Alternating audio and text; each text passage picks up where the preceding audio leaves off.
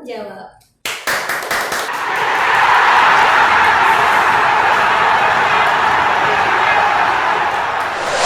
Netizen bertanya, kalian menjawab ya. Ini ada pertanyaan dari Agus Purnomo Sidi. Pertanyaan buat kakak-kakak. Kak, genteng rumah saya bocor nih. Diapain ya? Silakan. Jual rumahnya, beli yang baru. Iya. Gimana Bu?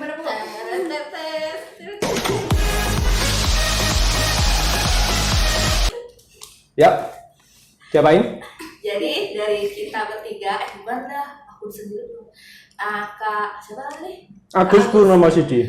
Buat Kak Agus, jadi saran kita yang paling simpel itu kakak panggil tukang ya Kak, biar bisa ngecek kondisi atapnya. Kalau perlu panggil Niki for.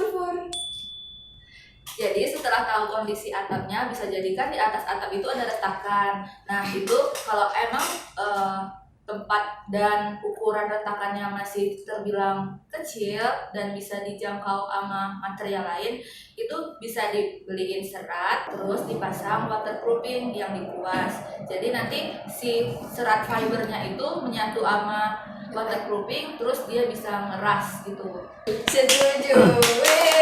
100 buat Bu Tiara. Mana tepuk tangannya? Nah kalau gentengnya pecah, bisa kita ganti pakai genteng kualitas terbaik agar nggak bocor-bocor lagi. Nah itu kan kalau atapnya bocor, mesti nih ngefek nih di plafon. Menurut Pak, diapain? Kalau misalkan udah sampai ke plafon bocor, plafonnya diganti, beli yang baru. Kalau Anda sulit, order ke kita. Pertanyaan datang dari Ria_Septi_95. Pertanyaannya, kakak-kakak yang budiman, ada nggak rekomendasi yang baik untuk pelapis lantai? Silakan dijawab. Ada dong. Jawabannya adalah pakai epoksi, karena cat epoksi, kelebihan dari cat epoksi yang pertama, tahan lama, yang kedua, mudah dibersihkan. Nah itu kalau aku epoksi ya. Kalau dari teman aku sarannya apa nih? Pelapis dinding, Pelapis lantai. pelapis lantai bisa pakai keramik, karena kalau keramik itu mudah didapat, terus gampang pemasangannya sama lebih estetik mungkin ya. Itu sih. Ya tentunya satu lagi, Bu Tiara nih yang paling senior. Apa nih Bu?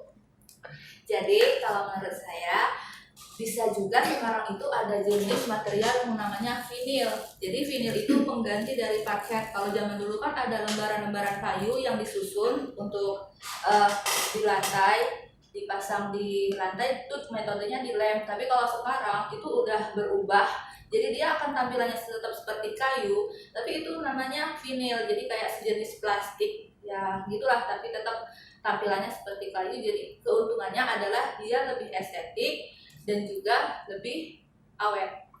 Jadi kalau kalian tertarik untuk pemasangan vinil, keramik, dan epoksi, bisa lihat di website kami atau hubungi admin kami di bawah ini. Pertanyaannya dari _Van Halen. Pertanyaannya untuk kakak-kakak. Kak, perlu nggak sih di dalam setiap hunian itu dipasang sebuah pendingin atau AC? Silakan. Tergantung, kalau misalkan emang tempatnya gersang dan gak ada sirkulasi udara ya mau dipasang pendingin. Tapi kalau emang udah di pegunungan dan udah luarnya dingin ya ngapain perlu dipasang gitu. Kalau aku 50-50 sih, karena kita harus tahu juga dampak negatif yang ditimbulkan dari pemakaian air cooler.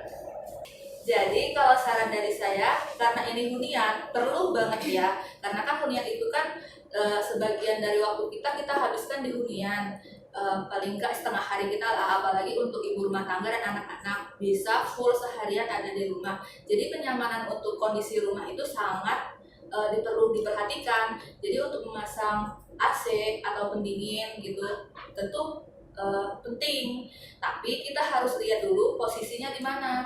Jadi kalau misalnya seperti kamar itu mungkin bagi kenyamanan kita ya, atau di ruang keluarga, tapi untuk di dapur sebaiknya jangan dipasang pendingin, karena airflow dari si pendingin itu bisa membahayakan jika ada api yang terhembus dari angin dari pendingin.